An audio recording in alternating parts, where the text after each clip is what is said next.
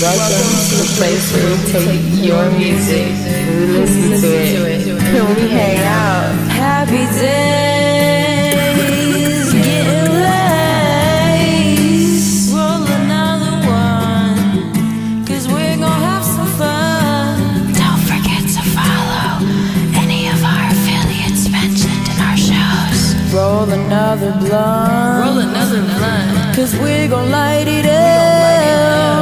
Send your music in, enjoy the tunes with me. Roll up on the screen, take a seat with me. Send your music in, and maybe bring your friends. Take a seat with me, enjoy the show with me. Sit back and hang out with Happy Days and me. Oh. Acid heavy.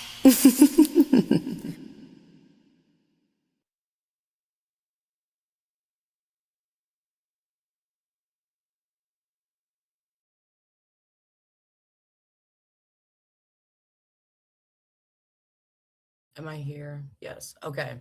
Hello, good morning, everybody. It's Acid Happy with Happy Days Entertainment.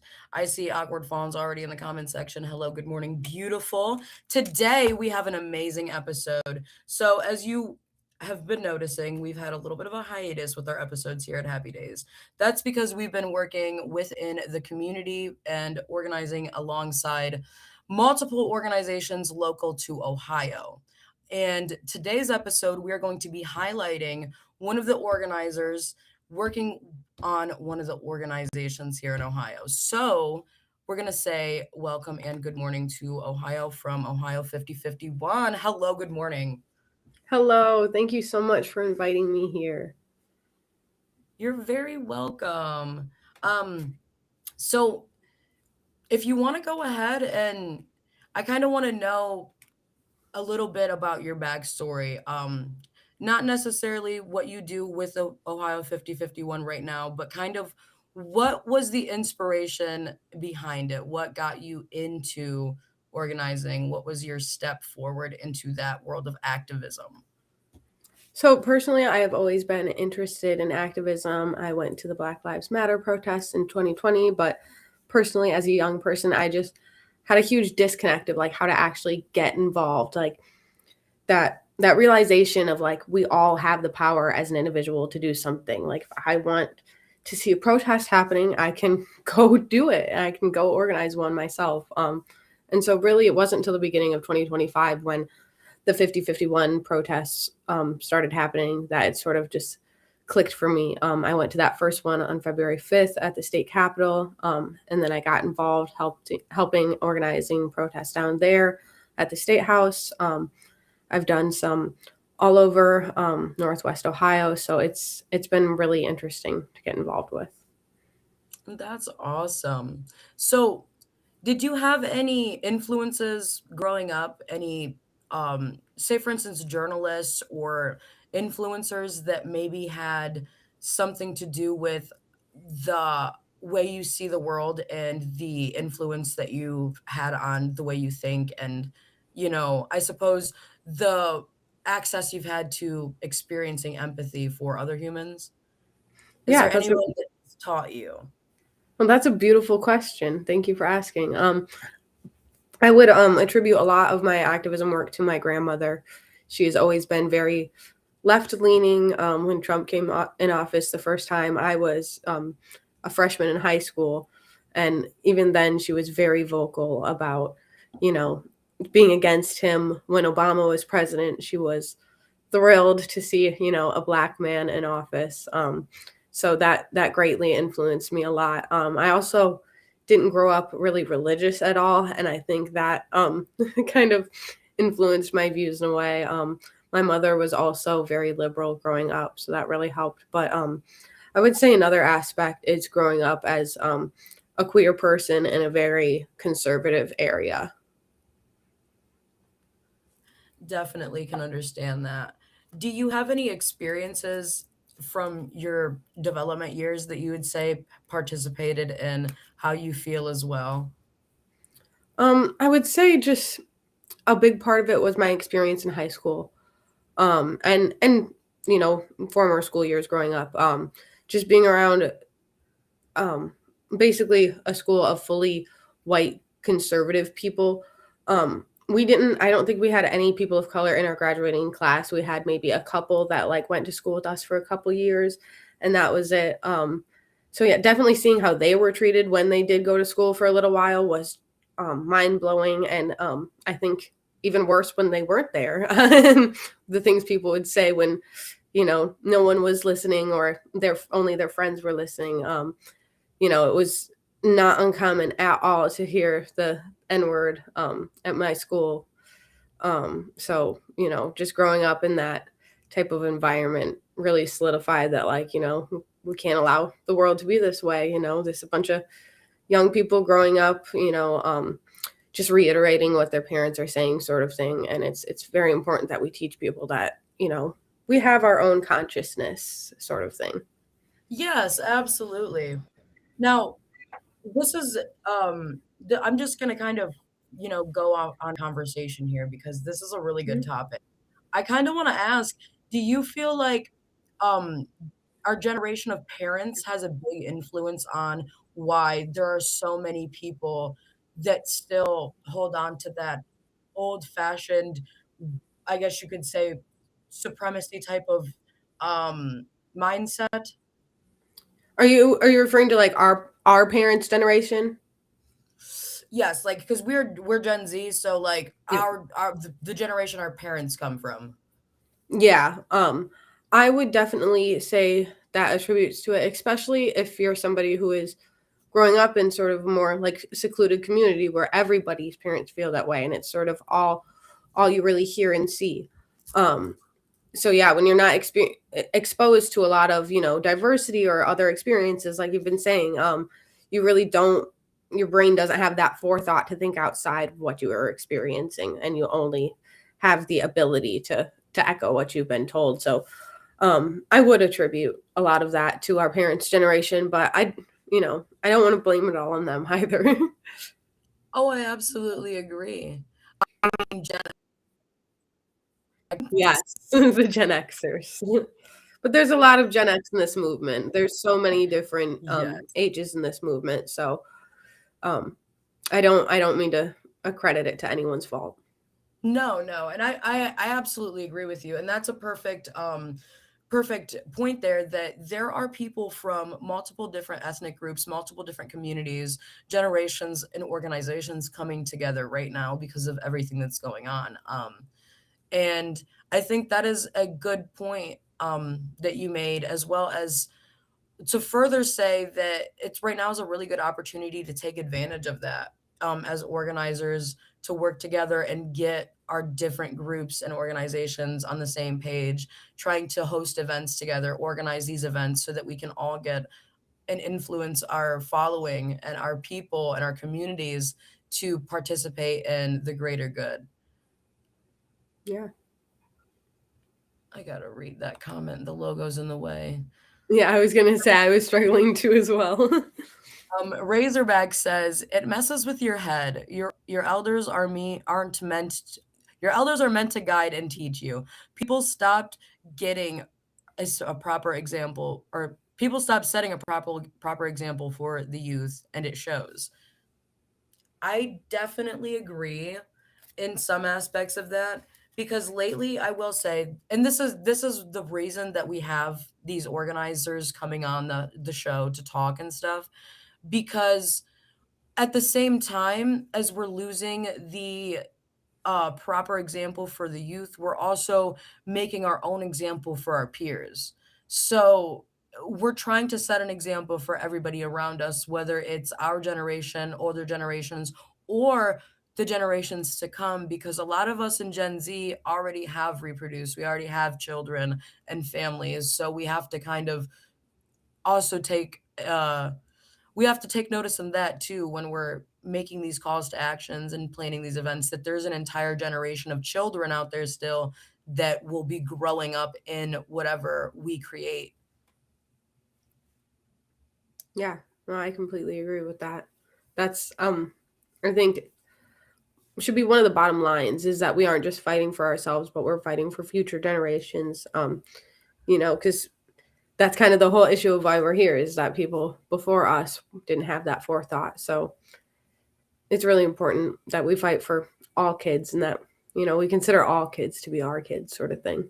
Yeah, that's where the saying, "It takes a village" comes from, because it really does take a village, it does.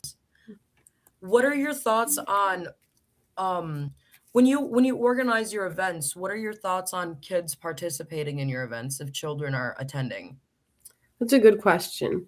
I think there are a ton of events that are great for children in activism. Because like I said, like it's one of the reasons we are doing this. I will say protests are obviously getting a lot to be a lot higher risk for some people. We did our ICE protest that we did together. Just a week or two ago, we did have a mother bring her children. And there's one side I appreciate people bringing their kids and exposing them to activism. Um, but I do want people to be mindful because I have other friends who have stopped coming to protests, stopped posting online as much because of their children, because they don't want their kids to be targeted. If you are at a protest and things get serious, there is a chance that you and your children could be targeted in some way. And that needs to be something you are mindful of when you are doing your personal risk assessments. So I don't want to tell people not to bring their kids to events in general or that they shouldn't be involved in activism because it's really important that they are. But there are so many other community events as well, mutual aid events that you definitely can bring your kids to that might be more suited for protests is usually the answer I would lean towards. Now, what about a teenager, somebody that might be 16, 17, 18 years old and might actually be experiencing real time personal targeting from the things that are happening? How would you feel about somebody like that attending an event? I think it really boils down to one area. I mean, some small towns, they have a lot less risks than bigger cities, or if areas are more conservative or left leaning, ways into risks. Um, I've seen a lot of teenagers at protests, and it can be okay, but I just really urge people to take all of the precautions possible. If you don't feel safe, don't go to a protest. Stay going to the mutual aid events, the community building events, where you might be a little bit safer off. Because I know there's a lot of gray area. We actually have a wonderful post on our social media, like on our Instagram and Facebook right now, about taking personal risk assessments, weighing those factors in your life for each event when you go out to a protest, and just thinking what could happen to me at this event. What are some things in my life that could affect going to this event and vice versa. Um, so it really varies, but there are so many things we can do to protect ourselves right now. The biggest thing is a lot of people cover their faces when going to protests, so they cannot be identified by um, you know law enforcement or their jobs. There's a lot of different reasons that people would want to take those precautions right now. Oh, absolutely agree with you.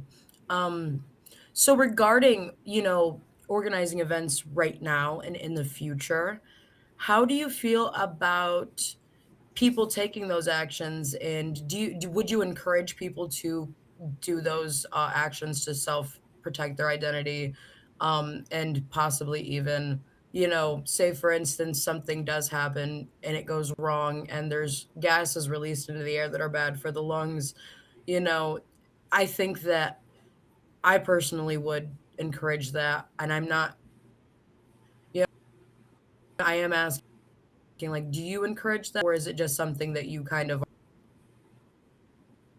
Yeah, to like take like personal safety precautions sort of thing. Yes.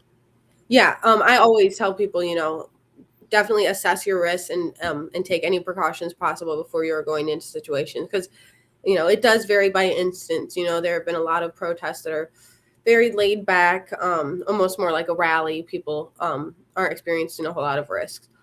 But there are some, obviously, like you said, in some areas of the nation where people are experiencing tear gas and a lot of other violent tactics from the state. And there are a lot of ways that you can take precautions. There's a lot of different things you can wear, keeping a respirator on you when going to protests, wearing goggles. We've even seen them escalate in Minnesota with using the LRAD devices, which are very hard to combat and are very destructive. I've heard one of the most helpful things is to double up on ear protection. It's the earplugs, which you guys might have for music festivals, and then Yes. over ear head protection as well. Heck yeah, that definitely makes sense. And I've seen a lot of people also, you're wearing one of them, in fact. Lately I've seen a lot of protesters rock the keffiyeh. And I've me and my business partner were looking at them on Amazon and trying to find some sort of manufactured something that was, you know what I mean, going to be something we could support good and something at the same time that is going to protect us. Now we ended up finding a really good deal of I think they were handcrafted cotton something, but we he ended up getting them for us, so hopefully we can use those and take advantage of being able to protect ourselves in the cold if there's any more future cold events and such. Now I will say that um, I've also seen people wear the hand warmers inside of their gloves, and I learned a really good trick from Mo the last time, I do believe. Um, you take your plastic glove and you put it on, and then you put the hand warmer inside of in between, and then you put your cotton glove over, and it makes wind resistance so that you don't get your hands cold and your fingers don't get super cold in the wind. And I personally did that, and I want to say that that was I did not have any problem with my hands whatsoever the entire event. My toes were an issue, but my hands were fine. Yeah, no, that is a fantastic trick with the plastic gloves underneath the cotton gloves. Really, the cold is one of the biggest things we are fighting right now at protests. Is making sure we don't get frostbite, we don't get dizzy. It's really easy to get dehydrated in the cold because it's so much harder to tell versus when it's hot. Mhm. Going back to the keffiyehs real quick, it's definitely also a wonderful tool, not only to conceal your identity, but to stay warm as well. The shop I always refer people to is Shop Palestine. If you just look up Shop Palestine, they have a bunch of wonderful vendors. They actually have a bunch of different products too. Most of them are Palestinian owned. I actually, for Christmas, I've ordered a bunch of stuff from them. My partner loves tea, so I got a tea towel with a wonderful quote on it. I got a bunch of soaps. So yeah, Shop Palestine. Please get your keffiyehs from a Palestinian made company. Which is awesome. I did type that in the comments for those of you who need a reference later. So that is Shop Palestine. And if you send me a link later on when I come back to edit the video, I can put it in the description, which would be really awesome for people that are coming back to watch this video. That way they can just go to the description of the video and the link will be there directly once this is edited later on. Yes, I will definitely send it to you. That would be great. All you need for your feet is socks and a properly insulated footwear. Take it from someone who camped in winter to cut wood, clear out in northern Michigan. It works. I definitely will have to get some good insulated boots when I go to my next protest. I'm wearing my gothic spiky boots everywhere right now because they're in. It's true. They always get compliments. I know. Every time I leave, I get a couple compliments. I like it. I like them, and it's. I wish I could tell people where to buy them, but unfortunately, I did not buy them. They were a gift, so I don't Fair. know. But yes, do you have any events right now that you're working on that you kind of want to give people the heads up on? Yeah, so we actually have a lot of events, specifically in Northwest Ohio, just because that's where I am a regional organizer. So we have a whistle kit making event coming up on the 7th at noon at Bowling Green State University. We've got several organizations working in coalition on that, so I'm really excited for that one. We had a similar event with the coalition in Toledo. We had 700 whistle kits made in a half hour. I mean, it was amazing. So I'm really excited for that event here in Bowling Green. We have an emergency protest for no war on Iran tomorrow in Toledo. I will have Beautiful. to double check the time on that and send it to you. So we have some great events. We also have the National Days of Action coming up. Um, Yes. February 17th is the National Day of Lobbying. So we are encouraging folks to go to their local congressional person's office, as well as headed down to the State House if you want to go down there. The House reps will be in session. Um, and then there is also No Kings on March 28th. Um, Especially for No Kings, I expect to see tons of cities around Ohio. Last No Kings, October 18th, we actually hit over 100 protests all around Ohio. Every National Day of Action, we do a map to pinpoint all the protests around the state, and we will definitely be doing that. I'm not confident we will be doing that for the 17th, but No Kings for sure because there will be tons of protests around the state. To further along the No Kings protest, I do want to encourage anybody watching from Happy Days to come and participate, because we will firsthand be working and organizing with that event. And I do plan on having the PA system out, and we will be probably encouraging people to be loud and maybe even play some interesting music for the cause. We'll be working alongside Ohio 5051 and the local Toledo organization with Mockingjay. Junie is in the comments section. Hello, Junie. We'll Ah, have we do have an event with Junie coming up with Happy Days on February 6th. It is Friday, and we did plan that. I'll have flyers posted this evening and an event made. Um, so yeah, lots of things to look forward to. Is there anything else after the No Kings protest that you guys have? so there is something that you and I have talked about. Is the next thing on my radar after that. Did you Absolutely agree. did we want We to give can a talk little about that if tease? you want. Okay. So this is nothing is set, but we are discussing a potential 420 protest in response to the recent bill that has passed in Ohio. Um, I don't have a whole lot of information to share right now. I will have to pull my sources because I don't want to give out any incorrect information. But I know it is illegal to go over state lines to purchase marijuana at this point. It has been the biggest feedback I have heard from the public. And there's a lot of other little details that go into the bill, as they often do with our legislation. But the people are pissed, frankly.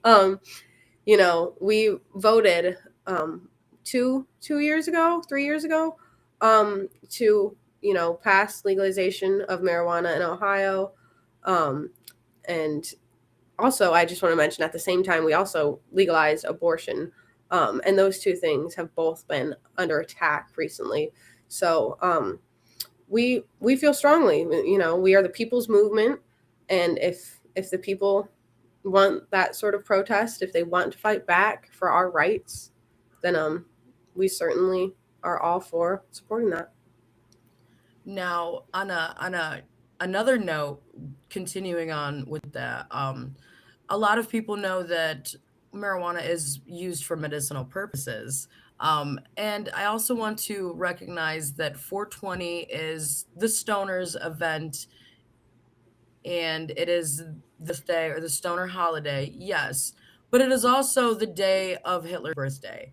And I think we should take this opportunity to recognize all of the things that make us come together. And the one thing that can be seen in every single community, whether it's political, whether it's media, whether it's demographic, whatever it is, you will find stoners throughout the entire world, not even just the US, throughout the entire world.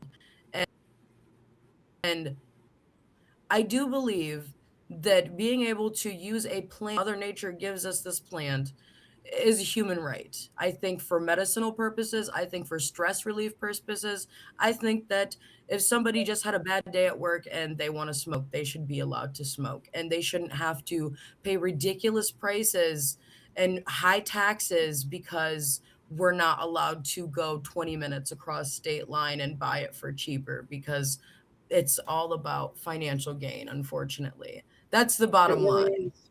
And I also want to touch on the fact. Well, I'll give a little shout out to the shirt I'm wearing. It says nobody should be in prison for weed, because not only should we have to pay exuberant prices or struggle to get those medical benefits to use marijuana, but it has been a systematic issue that they have been using against people of color for years, mainly.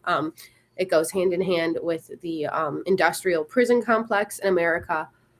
So this is fully an activism issue, and we are happy to support it. Absolutely. Not to mention that there are people that are in prison right now in states that it is legal for marijuana related crimes. They have It's, not been it's released from prison and they are crazy. still in there even though weed has been legalized in their state. Yep. So we are all for fighting for the people's rights. This is fully a human rights issue. Um, it touches on so many levels, with people being imprisoned, people, not having access to healthcare they need. So Mhm. yeah, we are all about it, and I really look forward to discussing this more. I definitely do too. Um, Now, when it comes to organizing events like that, do you take precautions in recognizing the different types of people that might be participating? Do you expect there to be new people when it comes to events like this? Yes, and I think it's important for us. Sorry, I think important for us to always acknowledge that there will continuously being new people in the movement. There are a lot of activists who are, more experienced and get frustrated with the new people that come in. Kind of from the perspective of like, why haven't you been here fighting with us when we've been doing this for years? Which is understandable, fully understandable. But at the same time, we all have to start somewhere. We all have to have that push or that point where we are ready to get involved. And so it's really important to meet people at that level when they're ready to get involved, and to welcome them, to teach them, to help them learn and be a part of the movement. So, Yes. we are all about that. That's a beautiful thing. It is because you see a lot of these other events happening that are very choosy when it comes to stuff. Even locally, I've noticed things like that, and I'm glad to work alongside organizations that understand that there's going to be different cultures, there's going to be different types of people, and that not everyone is going to have the same exact ideology as long as Yes. we're all fighting for the same major goals. Yes, that is why we are nonpartisan, is because we understand that there's so many different perspectives and people from different walks of life that are coming together to meet common goals in this movement. And it's really just fighting for human rights. So many different perspectives. We always say we take people all the way from non-MAGA conservatives to, anarchists and communists. So there is a whole lot of diversity in this movement. And that's really what it's about. If this fight isn't intersectional, then we're not doing it right. No, and I absolutely agree with you there. That's why it's important that we do continue working, organizing, and bringing on other organizations. And in a lot of ways, I'm glad that we're able to network and also that we can use the platforms that we've established to bring together more people and bring together more solidarity in our communities, because that's the most important thing right now with everything going on, is having people be on the same page for sure. Yeah, it's really nice to see so much solidarity coming up, especially with all the things that have happened in the turn of the new year. I have seen organizations pull together like never before, and overcome their differences. So it really means a lot to see. It does, and it's beautiful. Do you have any protocols when it comes to I know that you are notorious, the Ohio 5051 and even Mockingjay here. You guys are really good at pulling together your last minute call to actions. Do you have any protocols that you take when it comes to putting those together, even if it's like a 2 or 3 day, limited time frame that you have? So the biggest thing is just utilizing your resources. There are so many other organizations who feel the same way about a lot of these calls to action. So whenever we start to plan something, solidarity is like the key. We reach out to our friends in the area who also do protests or involved with these organizations. And, say, hey, do you guys, you know, are you available to help out? Do you feel the same about this issue? Are you ready to mobilize? And it's been a big help. There are so many groups that are really amicable. I am really grateful for the activist culture here in Toledo. I am too. Now I move around a lot. I consider myself a nomad. So I just moved back to Toledo in like November of this last year. Prior to that, I was out in Columbus and I was pretty sheltered. A lot of people know that about me. Um, but before I moved from Toledo and I hadn't really been too involved in the activist community, because I hadn't even established Happy Days or anything like that at that point. So when I came back and I realized, okay, there's actually really cool organizations already established out here that I can work with. Because you reached out to me when I hosted the march, or I organized the Mm, march.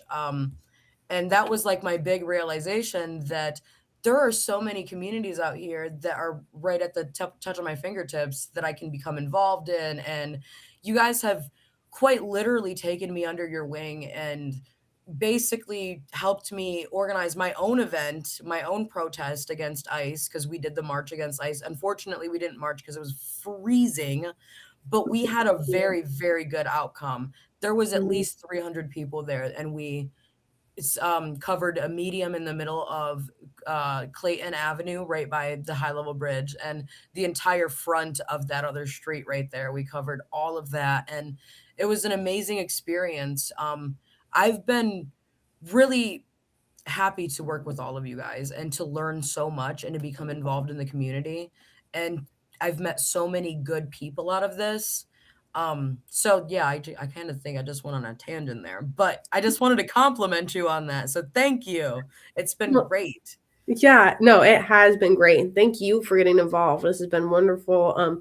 Having this whole the Happy Days stuff that you do and the work that you do with the entertainment community, it has changed a lot of the work we do as well. So I'm really happy to have so many more people being encouraged to get involved. It's it's it's a Happy Days is a disguise. I call us propaganda because everybody else does.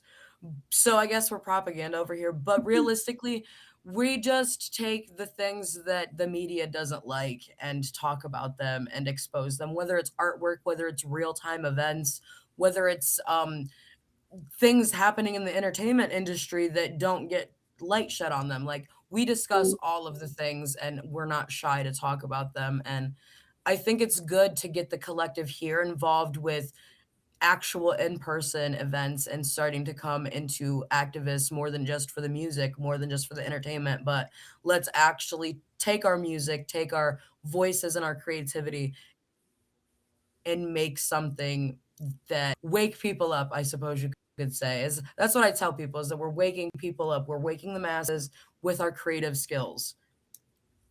yeah, exactly. We're empowering people to take action and realizing that there are so many different ways. You don't just have to go to a protest. There's pretty much everything you do is political. So It we all is. have the power to make a change in some way. It is, and it's been beautiful. Being a creative entertainer, organizer, or entertainment organizer. I've seen a lot recently. There's a lot of anti-MAGA artwork coming out, and a lot of anti-ICE artwork and music coming out. And the music is the big thing for me that I'm feeling because I see and I hear the emotion in these music videos, in these vocals, and I see the pain that people are firsthand experiencing. And these rebellious actions of artwork and music are the only ways that they have to get rid of that repressed anger. And a lot of times, as artists, it's hard for us to recognize that about other artworks or other artists that are making these artworks. So the diversity within the entertainment community right now is I don't care about politics, and then there's the big bunch of us that's like it's not politics, it's human rights. So we're retaliating by making our platforms, making our artwork, our paintings, our music political because it's not political. It's about humanity. It's about human rights. I completely agree with you. And that's what the word politics means. It's always been a buzzword for how, the system in power controls our rights as human beings. It is absolutely. So getting into Ohio 5051 and kind of what you guys represent, I I want to know like politically where do you guys stand? Are you guys kind of just like an open movement, I suppose, or do you want to go more in depth with that? Because I'd love to know exactly what your guys's um ideology is. Yeah, so we are literally just a movement of the people. We always say we're not an organization. We're the movement. We're not, officially registered. We don't work with money, nothing like that. It's literally just a bunch of volunteers coming together to do good work in their community. Um, since we are nonpartisan, we don't really subscribe to one like ideology, Yeah. but there are a lot of issues that we take stances on. Um, you know, a big one that we have been speaking out a lot recently is ICE and all of the National Guard members that have been stationed around the nation. And we are very transparent about how we believe that that is connected to the occupation and genocide in Palestine. We have seen how ICE officers are being trained by the IOF, how they are using the exact same tactics, how they're even using the exact same weaponry and surveillance devices. Being in bed with Palantir and Meta. There is a whole lot that goes into play, even with the recent sale of TikTok and permanently banning and suppressing activists or tracking people's information. Their legal immigration status through TikTok and things like that.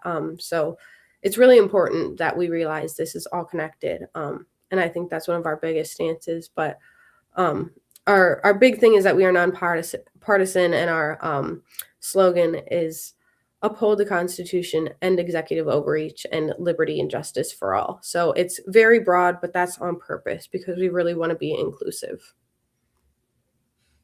I absolutely get I love it. We for Happy Days, our slogan is built by the underground for the underground. I That love that. so Yes. I totally understand that, and it's beautiful, and it shows that you definitely have that broad a range of diversity within what you organize. It's not just it is a one shoe fits all type of deal. It's not just for a one specific type of person or group of people. Yes. Yes. Not only do we have, just different ideologies on the political spectrum of, Democrats, Republicans, socialists, democratic socialists, but we have people like, full-blown reformists working within the system, all the way to abolitionists and revolutionaries working completely outside of the system. Because every role matters in this fight. We need it all right now. Oh, it absolutely does. It absolutely does. And that's kind of like I do tell people the role Happy Days takes. We here cover we're the bridge between the media and the real world. So essentially, we connect artists with each other, we connect activists with the people, and we connect people with authenticity. And I think roles like this are important, and roles like in movements like Ohio 5051, these are important roles that we need to take within our communities, because not only are we educating our peers and the generations prior to us and that are growing up, but we're also building a foundation for future activists as well. And people, we don't know how bad it's going to get in the future. We don't know what's going to happen in the future. That's all stuff that we are with these movements preparing for, and we're making sure that we have these foundations for our future leaders and for our future politicians and for whoever may be stepping up after we're long gone from here. Yeah, I completely agree.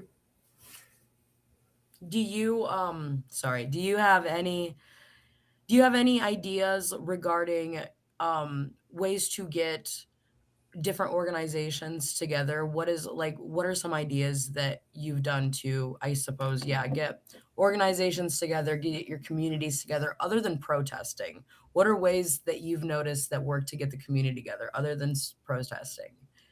Yeah, so there are so many events that you can do other than protest to get involved. There are town halls. A lot of us, our legislators, our representatives, are refusing to hold town halls right now, but it's a perfect opportunity to host your own, get community feedback, hold a discussion with your peers.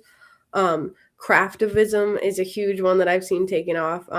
People have all sorts of things, from sewing circles to writing postcard making events together to send to their representatives. Even just community potlucks, getting together and get to knowing each other is simply a form of activism in and of itself. So really, I know people get so like the tunnel vision with the protest, and like that's the biggest way to make an impact. But there are so many ways to make an impact, and it really does all matter. It really does. I want to give an example of that because this is something that's going to stick in my head till the day I die. The other day, we had a last minute little dinner meeting at one of the local restaurants here in Toledo. And there was a couple that walked in, and one of the waiters came over and handed us these ice whistle kits. Mind you, these were the same type of kits that we had just made a week prior. So at first we were like, oh, we were the ones that helped make these. But then upon, investigating the package, we realized that it was another organization that had made these ice kits and Hmm. with resources and red cards. And for me, that was a realization of this what we're doing right now, and the things that we're trying to make happen need more community together. We need to get the people together, because just the four of us sitting there got recognized and got given resources just for simply participating at a local establishment and ordering food. And we even got to talk to the other people that were participating from the other organization and have a conversation with them and sign a petition and everything. So having these local socializing events that might not be related to politics can absolutely open doors for meeting people and to give you an opportunity to help your community just by being out there and going and participating. And it's super important that we definitely, I think, as organizers, we should start figuring out ways to get our communities together like that here in Ohio, and bring our people together, you know what I mean?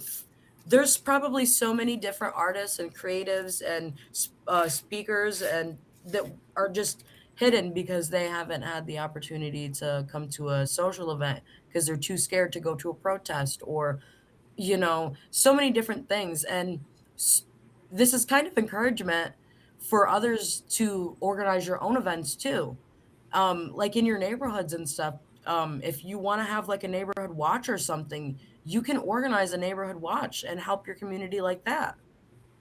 Yeah, exactly. We all have the power to take action. And there are resources out there. I always encourage people to look at our social media pages for 5051 Ohio, because we really do our best to keep those resources sourced in one place.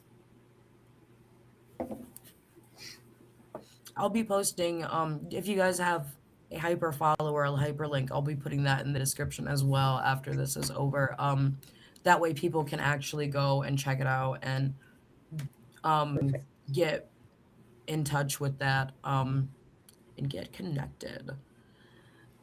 So when it comes to uh past events and stuff, I do want to ask what might be some of the biggest setbacks that you've experienced as an organizer? Um, I think sometimes it's just really hard knowing what to expect. You know what I mean? It's really hard to Yes. estimate crowd sizes.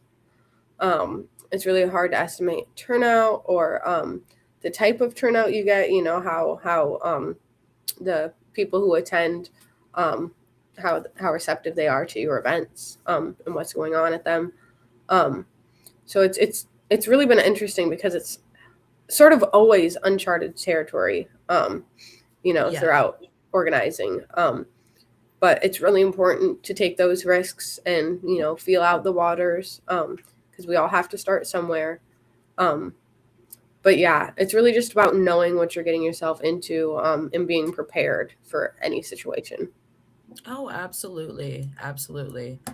Do you have any uh I guess you could say any advice for those that might want to get involved in the future at the next event or possibly even organize their own, say for instance, if they're not local to here and want to organize their own event, do you have any advice for future organizers? I would say the biggest thing is to listen to experienced organizers. That is how I got involved, and that is still what I do to this day. There are so many people that have been doing this work for years, who know what they're doing, know how to go about this, and will teach you so much.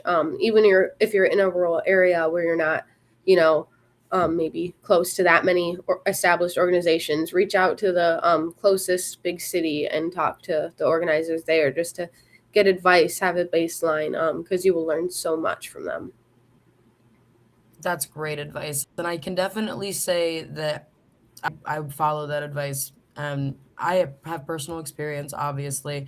I've met Logan, I've met multiple other organizers and have witnessed multiple other organizations come together the last, I think it's been about a month almost since I started talking to everybody, a little shy of a month. And it's been a great experience learning and understanding where I can grow and develop as a human and for as an organization as well because I don't consider Happy Days an organization, but we are a movement that is involved with other organizations. So it's great to learn from them for my personal, events and stuff, but also to be able to collaborate and to educate myself in safety experiences and things like that. Um, I've been given so much good advice, and I've been helped out so much with just the one event that I've done, and we've got future events that are coming up together that we're doing, and I'm very excited for this. I'm very excited. Me too. No, I'm really glad that so many people are getting involved. Like you said earlier at the beginning of this Yes. podcast, with new people getting involved, it's a beautiful thing. It really is. I'm so excited every time somebody is new and wants to take action. Yes, and it's never too late for somebody to get involved either. If you've been hesitant, this might just be a sign for you to get involved. You know what I mean? If you're looking for that sign or if you've been waiting, there's always local communities and organizations right at the tip of your fingers. You just have to look for them a little bit. And it's not as tedious as you would think. It's really Yeah, not. exactly. The Awkward Fawn says it's great to have all the information and knowledge passed around. It is. That is the Awkward Fawn is the other co-owner of Happy Days right now regarding the switchover. I'm not going to go into detail about that on the live, but there was a switchover and that is the new co-owner. But yeah. Um we definitely want to also mention that you guys can use the Happy Days platform for promoting any events and stuff like that. And if you guys need to come on and discuss events and stuff like that, it's absolutely age that I'm willing to allow everybody to use and participate and take advantage of, because it's not just for me. This is built by the for the underground, built by the people for the people. Yeah, no, I'm all about that, and we will definitely keep in contact and continue, promoting local events, whether it's something we do or from another group. I'm really Absolutely. keen on keeping this solidarity. Absolutely, absolutely. And working on building bridges as well as, continuing to network. So we do have 10 minutes left, and I want to give you the floor so that you can cover literally anything that you want to talk about. If there's any events, anything that you didn't cover that you want to discuss, please do so. And I am listening. So I did go over most of the upcoming events, but I would love to discuss calls to action. Um, One of the best things that really everybody can do is call your representatives. If you haven't heard of it yet, download the Five Calls app. It makes it so easy. It tells you who your representatives are and even gives you a prompt on what to say for certain issues that you are calling about. So that's a great app to take action. But there's so many other things that we could do, like you've been saying, that aren't just protesting. It can even be as simple as starting a community garden, starting a garden in your own home, sharing what you grow with other people, growing native plants. Um, like I was saying earlier, craftivism is a wonderful thing. It can literally be anything. You can get together with your friends and do fiber arts, make little scrapbooks, um, make make the postcarding fun. I've seen people using like scrap cardboard and construction paper to make their own postcards. There are so many beautiful things that you can do as a form of resistance. Um, I'm trying to think of a few other ways that are slipping my mind right now. I personally am a big nature person, so I'm always, trying to tell people about ways that they can incorporate that into activism. Because environmentalism, it all goes hand in hand. I'm big on foraging. I'd love to tell people about, our native plants like pawpaws. They're, I think I was telling you about this before. They're Yes. one of Ohio's only native fruits. We have a pawpaw festival every year in September down in Athens that I've been wanting to go to for years. So it's just things like that that you wouldn't consider activism, but like that is a form of activism in and of itself. Um, yeah, there are really so many things that you can do. I think one of the best things people can do right now is getting to know their immediate neighbors if you don't already. Um, there are so many people that just don't know the person that lives right next door. But that's so important right now when we're not only thinking about protecting each other, but just knowing each other's needs. A lot of people are struggling to get food right now or, just access to different things. So it's so important that we start looking at it out for each other. And I think that's one of the biggest forms of activism. I've Absolutely. I've got the supplies for whistle kits, so I've been making extra whistle kits in my free time and just dropping them off of my neighbor's doorsteps. It really can be that simple. That's awesome, and it shows how simple it is to get involved with your community and to have that how easily accessible it is to have that, connection, and how it is how we can get together and how we can look out for each other and take care of each Yeah. other. Um I do want to mention that moving forward, making community events locally will also probably be something here in the near future that I'll be inviting Ohio 5051 to. You mentioned craftivism. I think maybe even making sign making events and stuff like that where we can get the Yes. community together. That's going to be, something in the near future that we can all, work together on and look forward to. I even mentioned wanting to put a garden in my yard, so we'll definitely have lots of ways to get more involved with our communities. And I think that building this bridge between our communities, our networks, is going offer more creative outlet for some of the people that can't necessarily participate, but maybe they want to come out and make signs so that we have extra signs to pass out at the protest. You know what I mean? Hmm. Yeah, no, So, there's so many things we can do. I've had so many people, like you said, that if they don't feel comfortable protest, but they have a great time making signs. So yeah, I'm really excited to be coming together more in the community and working with you. Thank you. definitely, of course. And thank you for coming on the show and sharing all of the knowledge and, not being afraid to use your voice to speak out and try to bring people together. It's amazing to find other like-minded individuals that are not afraid of any retaliation or backlash. It really is. It's a beautiful thing to be able to come together and, feel comfortable space and know that we are in the same understanding for these basic issues. Like, we all deserve human rights. We all deserve water, food, a clean place to live, a safe place to live. No matter where you were born, no matter what type of person you are. And yeah, Yes. I'm really grateful to be building this solidarity. Yes, absolutely. Is there anything else? There's 12, there's multiple events going on today. Um, yeah, if you don't mind, I think I will leave it there. I feel like we were very thorough, and I'm really happy about the stuff we were able to discuss today. Actually, that being said, after this, I will be making my way to the Toledo Organizer Fair. So if anybody is in the area, I have to double check which library it is. It might, I don't know if it's at the main branch or the Mott branch, but it is hosted by Northwest Ohio DSA. So if you go to their page, find the flyer, they're hosting this event with tons of local orgs. I think there are like around 10 different organizations. So yeah, please just come check it out. Get involved in some way. There's so many different groups, and you're bound to find something that resonates with you. Definitely. All right, then I am going to end this live stream, and I appreciate everybody for coming out and watching tonight. Not tonight, this morning. And I appreciate all of the support we got in the comments.